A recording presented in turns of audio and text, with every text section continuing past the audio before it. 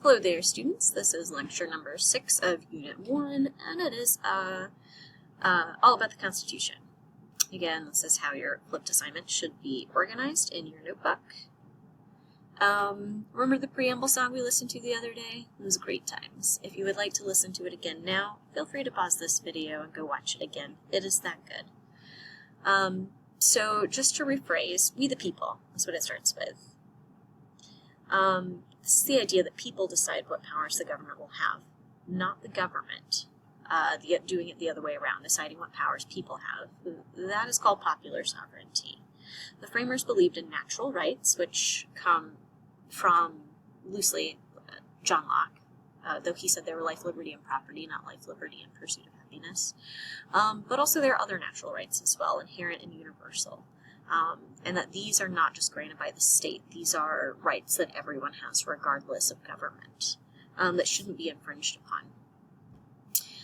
The articles, remember, let every judge stand and defend rights. And that's how you're going to memorize your 7 articles. The first article is about the legislative branch. It has the necessary and proper clause. The second article is the executive branch. And its expressed powers. The third article is the judicial branch and their expressed powers. The fourth article deals with states and federalism, and this is where you would find things like elections being given to the state instead of the federal government. The amendment process is Article 5. Article 6 is debts, the supremacy clause, oaths, and kind of a hodgepodge of random things. And then the 7th article is ratification. It was used once to ratify the Constitution, and it's been kind of ignored ever since. Poor 7th article. So about the amendment process, the 5th article lists the formal ways to propose and ratify an amendment, the formal process. So the fractions you need to remember is 2/3, 3/4 for both. It's 2/3 the members of the House and Senate to propose, 3/4 of the state legislatures to ratify, or 2/3 of state conventions, of states called at a convention, have to propose, followed by 3/4 of conventions of states ratifying it. And these can be mixed and matched.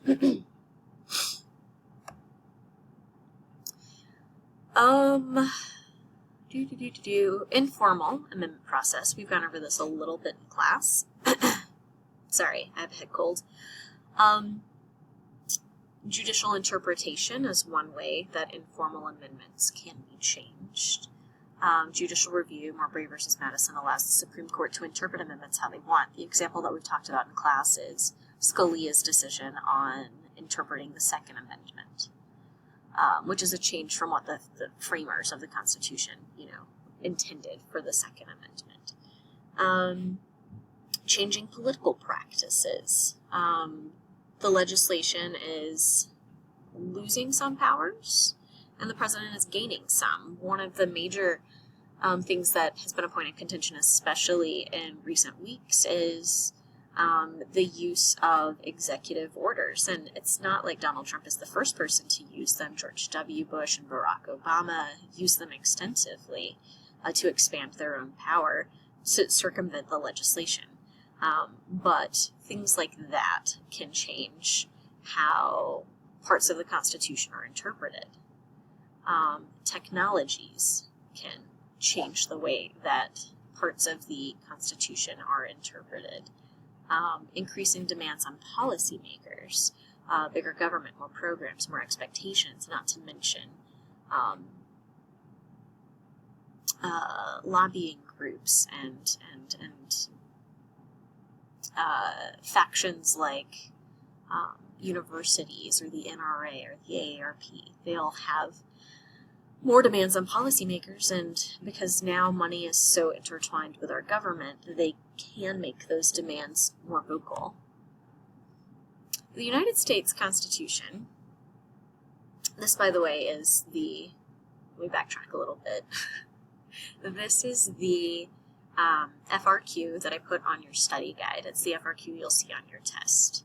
So identify 2 formal amendments, 2 ways to formally change the Constitution, describe 2 informal methods that have been used to change the meaning of the Constitution, give a specific example of each method, and explain why the formal methods are used much more often than the formal amendment process. This was a FRQ, free response question, that showed up on the test in 2001. So you will have 25 minutes for each FRQ to answer them, roughly. We'll do this one in class, but I wanted to point out that what we're going over in this lecture is what you need to look at when doing your study guide, and before we do our pre-write of this in class on Friday.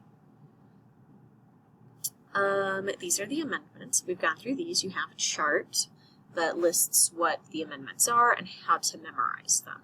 So you need to know these by the end of the week as well. And then I'm going to have you all, for your flipped assignment in this lecture, practice a FRQ. Try to do it in 25 minutes. If you can't, that's okay. This is just a practice round. So this one is about the Articles of Confederation. The Constitution is an attempt to address the problems of decentralized government under the Articles of Confederation. So you're going to list 3 problems that existed under the Articles. For each problem, you'll identify one solution that the Constitution provided to address the problem. And then the second part of the question is, some people have argued that the tensions between centralized and decentralized power continue to exist. To support this argument by explaining how one of the following illustrates that continuing tension. You can go with disability access. I would look into issues concerning the Persons with Disabilities Act of the 1990s. You can look at environmental policy. There's lots of things you can look at on the internet with that as far as the EPA goes.